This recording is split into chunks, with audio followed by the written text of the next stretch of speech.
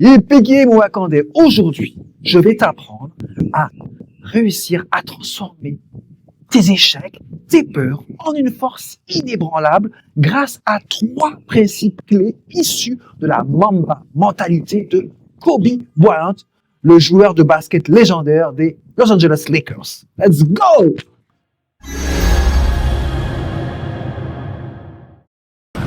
Flashback en 97. Kobe Bryant n'a alors que 18 ans.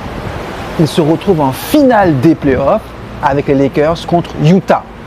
Nous arrivons à la fin du temps réglementaire. Le score est hyper serré et Kobe Bryant prend ses responsabilités. Premier tir, airball. Deuxième tir, airball. Troisième tir, airball. C'est l'humiliation pour le jeune joueur de Los Angeles. Et pourtant, c'est là que tout va commencer. En vrai, on va pas se mentir, n'importe qui aurait douté après cet échec de Kobe. Mais c'est là où Kobe était vraiment fort, c'est-à-dire que lui, que ce soit une victoire ou un échec, une défaite, il analysait chaque match avec une minutie, mais c'est vraiment limite au micron, chaque jet, chaque mouvement, pour savoir ce qu'il pouvait améliorer. Tu vois? Et en fait, là où je veux en venir avec toi, c'est que ce soit dans le sport ou dans le business, que tu aies loupé une balle de match ou que tu aies loupé une opportunité en or pour ton business, ce qui est important, c'est pas l'échec en fait. L'échec fait partie du process.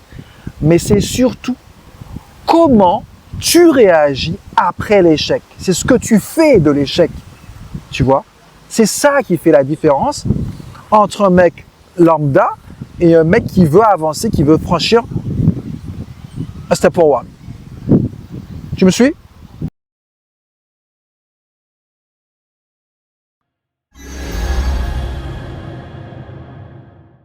Là où d'autres auraient fui ou se seraient cachés après cette humiliation, Kobe, lui, le soir même, prend un vol direction Los Angeles et il va directement au gymnase.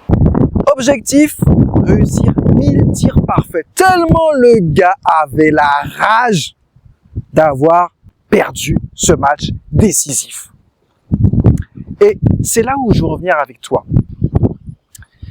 Il faut chercher tout de suite à rebondir après un échec. Et l'été qui a suivi, Kobe a encore mis la barrière beaucoup plus haut. C'est-à-dire que là où les autres joueurs faisaient à l'époque 2 entraînements par jour, Kobe, lui, non, le mec ne rigolait pas. Il se levait à 4 heures du matin pour faire 2 séances de plus pour avoir une avance irrattrapable par rapport à ses concurrents. C'est vous dire la détermination de Kobe. Et ça, vous pouvez l'appliquer vous aussi dans votre business. Ce sont les petites habitudes qui font la différence sur le long terme. Donc toi aussi, réveille-toi tôt, organise ta journée, fais des choses qui font avancer tes projets, des choses qui comptent vraiment, même si des fois tu n'as pas envie de bosser. On va pas se mentir, des fois on n'a juste pas envie, on a la flemme. Et ça fait partie du game, on est humain. Donc, je vous le dis, la vraie résilience, en fait, c'est quoi? C'est accepter de souffrir volontairement pour atteindre ses objectifs. Car en vrai, c'est ça qui nous motive. Avançons quelques années plus tard. Finale NBA, Game 7, Lakers contre Celtics, classic shit, ouais, tu sais. Et pourtant, Kobe est en difficulté. Mais cette fois-ci, le boug ne doute pas.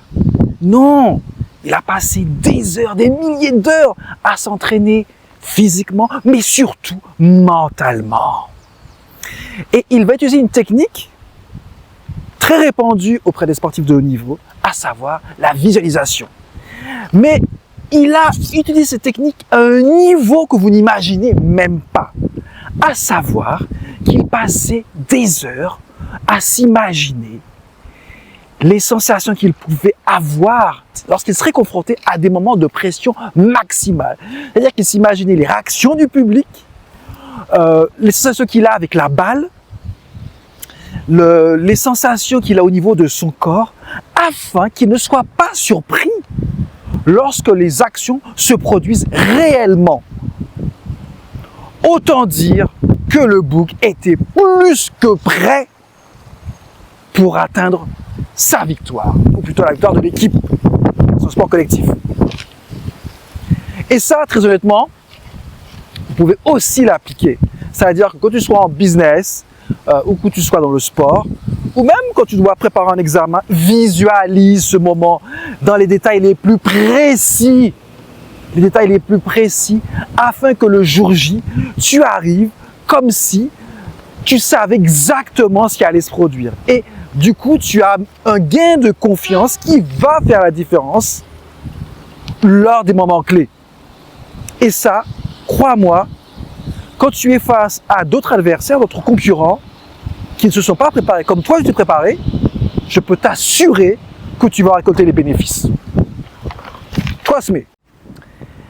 Petit bonus. Mais avant de te lâcher le petit bonus, est-ce que tu as liké? Est-ce que tu as partagé mes vidéos? Ouais, bah, vas-y. Fais-le. Maintenant, là. Allez. Bon.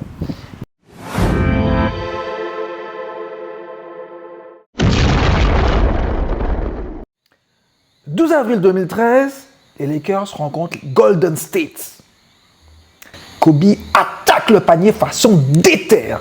Et bim! Il retourne, se touche la cheville. Le verdict est sans appel. Rupture du tendon d'Achille. Tout le monde prédit la fin de carrière de Kobe.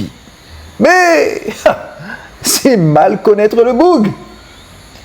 Il va revenir 3 ans plus tard et il va clore sa légendaire carrière avec un score inimaginable. Il ne va pas faire 30 ni 40 points. Non, non, non, non, non. Il va juste claquer 60 points pour le dernier match de sa carrière en NBA. Ça, c'est la Mamba Mentality. En vrai, la Mamba Mentality, c'est avant tout un mindset. Que tu sois entrepreneur ou sportif, c'est la façon dont tu te prépares mentalement à un obstacle qui fait la différence. Think about it.